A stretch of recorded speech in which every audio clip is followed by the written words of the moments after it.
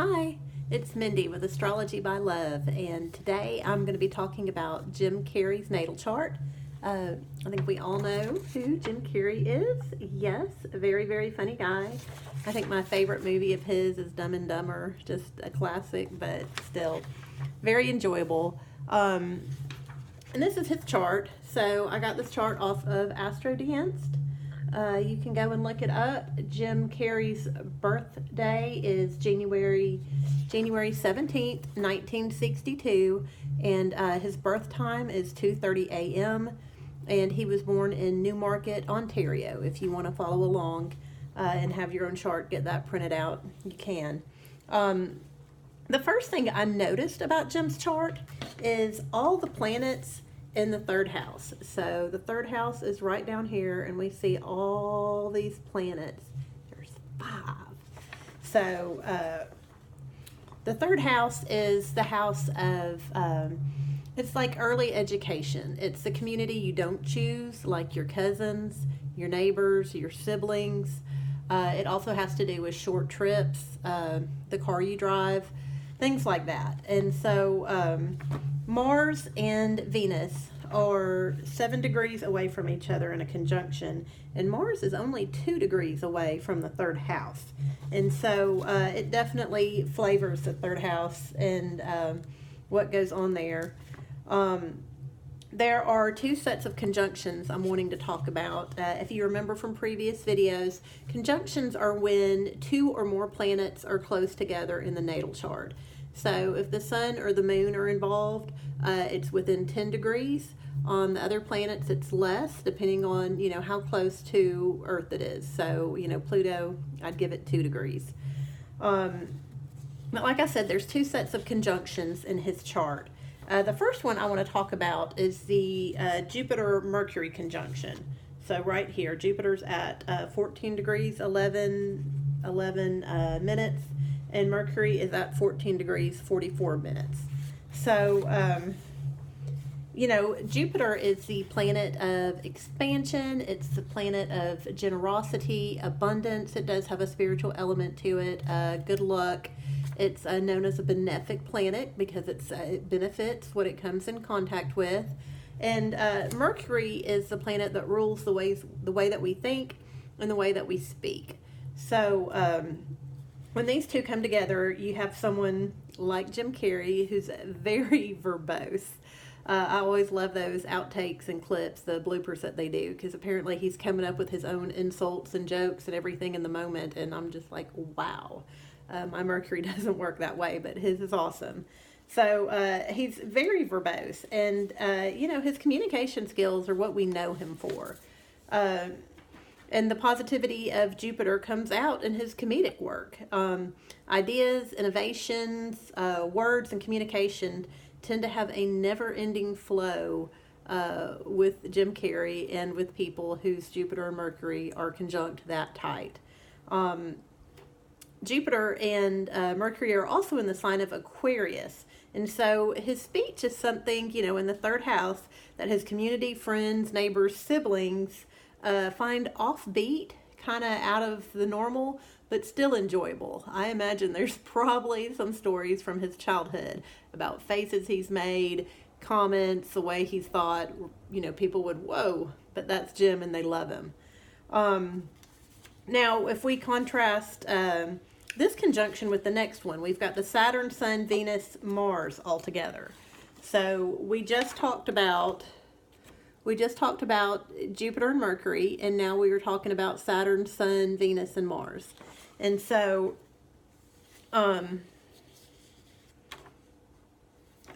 when they all come together, we've talked in the past about Venus and Mars. When they're in a conjunction, that person becomes a law of attraction magnet.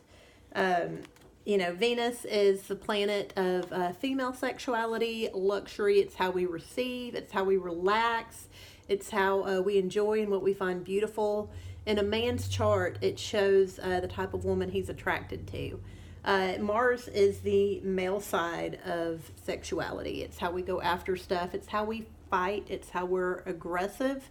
And when these 2 are working hand in hand, Venus to be receptive and Mars to be aggressive and go get, you know, that's the law of attraction magnet right there. So these two are in line with his sun, which your sun is your, it's your ego, it's your inner person. It's, you know, kind of at your core under all the layers. And Jim's Venus, Mars, and Sun are all in Capricorn.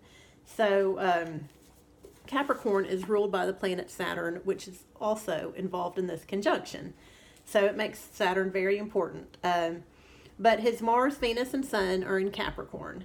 Capricorn's a cardinal earth sign. So cardinal signs tend to initiate. They start things off. They're a lot of times first out of the gate. If something needs to change or be moved or go, they do it sometimes without thinking, but they are, cardinal signs go. And earth signs love stability. They love to make sure everything's going to be okay. Things are going to be solid. So Capricorn likes plans and structure and tends to be a bit serious and uptight. I can say this, my moon is in Capricorn. Capricorn's definitely not a free spirit. And Jim's Saturn, however, which is ruled by Capricorn in traditional astrology, is in the sign of Aquarius and is involved with this conjunction. So Saturn is 1 degree into the sign of Aquarius.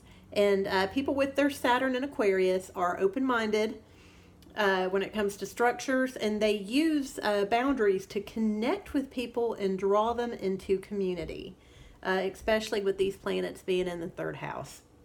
And so Jim not only uses boundaries and structures to draw people into community, but he does it in some way that's not particularly expected, probably through comedy and being goofy. So when Jim's Saturn combines with his Sun, Venus, and Mars in Capricorn, instead of bringing like a heavy, strict structure to it, it actually lightens it up. And, you know, with its interest and open-mindedness towards the collective, it winds up being a good thing. Next, I want to talk about Neptune in his 12th house, which is within 2 degrees of his ascendant. And so that is, that's right here. So we've got Neptune in the 12th house within 2 degrees of Jim's ascendant. And I want to talk about the different ways it affects the 2 conjunctions. So you can see right here we've got a blue line, which is a sextile. That's going to be around 60 degrees. And then we've got the red line, which is the square, which is about 90 degrees. And those are both very different energies from Neptune. So people who have Neptune in the 12th house in this position are very spiritual and sensitive and ultra receptive to other people's vibes, feelings, intuitions. They can walk into a room and kind of feel what's going on. They can sense what others need to, and a lot of times they're able to adjust themselves in order to accommodate others. This placement isn't very good with boundaries. Neptune is the planet of spirituality and creativity, artistic talents, and is at home in the 12th house. The 12th house is traditionally ruled by Pisces, and Pisces rules Neptune. So the 12th house itself is a pretty mysterious place. So it's known as the house of endings or undoings. I kind of see it as the secrets we don't know about. So it rules the unconscious mind, it rules the subconscious mind, it rules dreams, sex, foreign places, traditional institutions where we can't see what's going on behind closed doors, you know, like monasteries, jails, hospitals. You know, Kate Middleton's moon, if you watched that video, is in the 12th house. And so, you know, her institution is the royal palace. You know, we don't have privy to what goes on behind there, and that's a traditional structure. So that's, you know, the 12th house, and Neptune is at home there. So on top of all his excellent communication and attraction skills and gifts, with the conjunctions in the 3rd house, we've got Neptune, like I said, affecting them both very differently.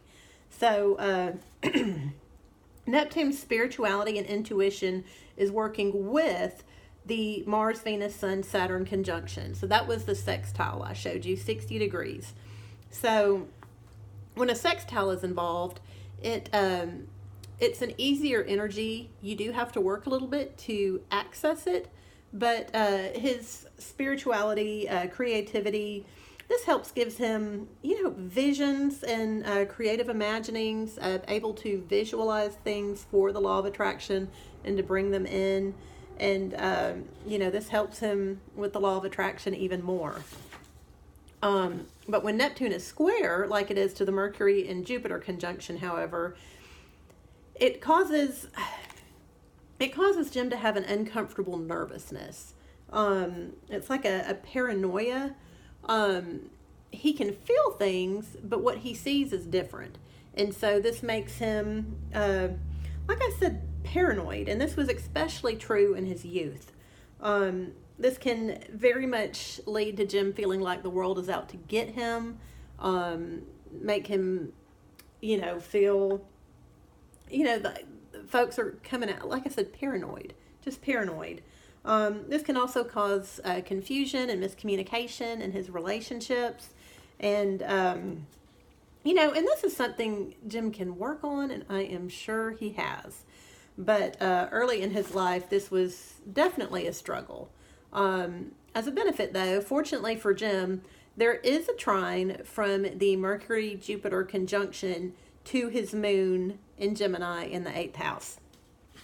So this is his moon in the 8th house, and this blue line is a trine, and that's 120 degrees.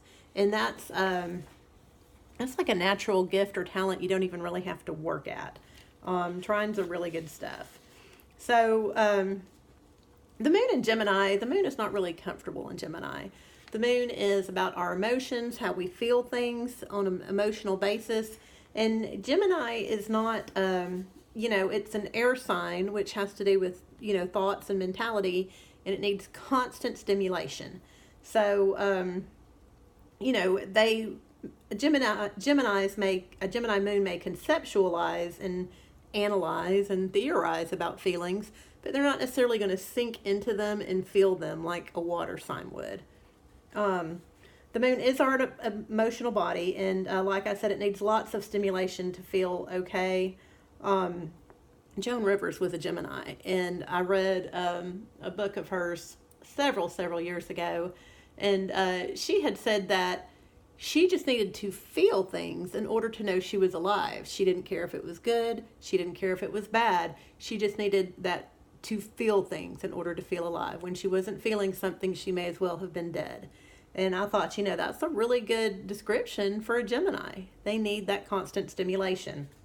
So, Jim feeling paranoid with the Neptune square, the Mercury-Jupiter conjunction, is not necessarily as bad a thing if he'd had a different moon. But his Gemini moon is just happy feeling something. And so that really helps it out. And it does. It feels good to Jim's emotions just to feel. The moon in the 8th house is also another place where Jim is open to other people's vibrations, receptive to their psychic burdens and giftings. But like I said, his moon's in Gemini, so he tends to think about these things as opposed to feeling them. And so, this once again works out for him.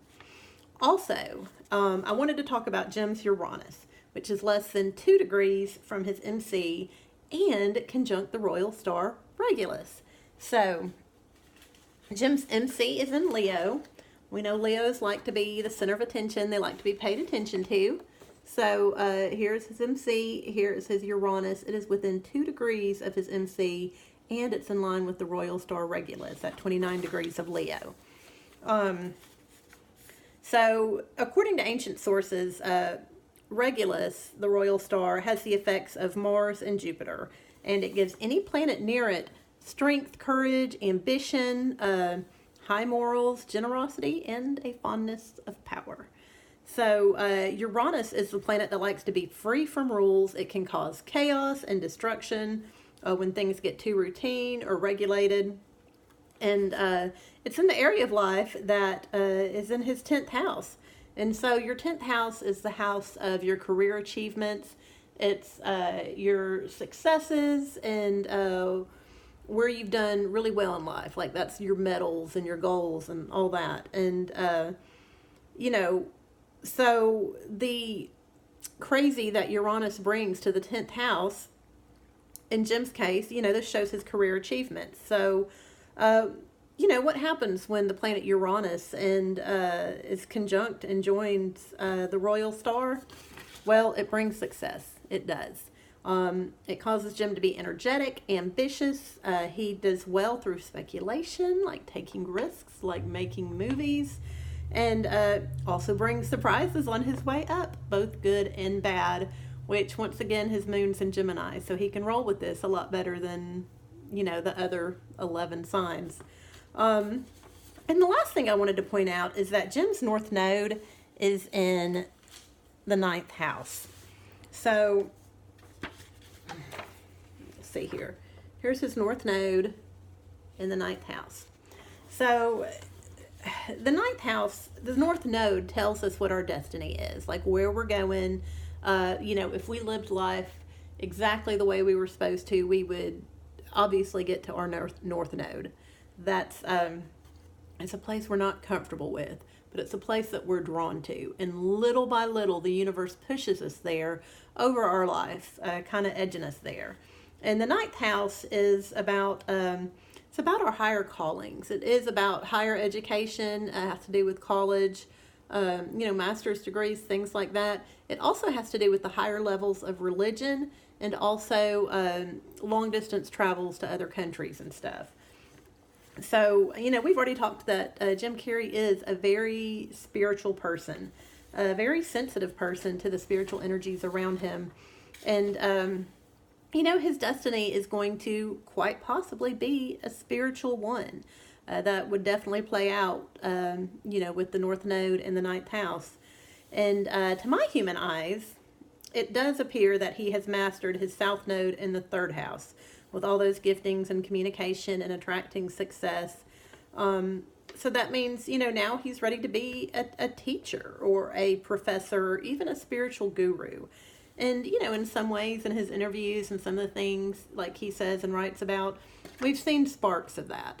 So we know that's in him with the spiritual giftings, and, you know, hopefully he'll reach his North Node, his calling in life. So anyways, well, that is Jim Carrey. I hope you enjoyed this. Please like or subscribe, and definitely comment down below any celebrities you're wanting me to do their charts and you're wanting to know more about. So I appreciate you hanging out with me. Thank you.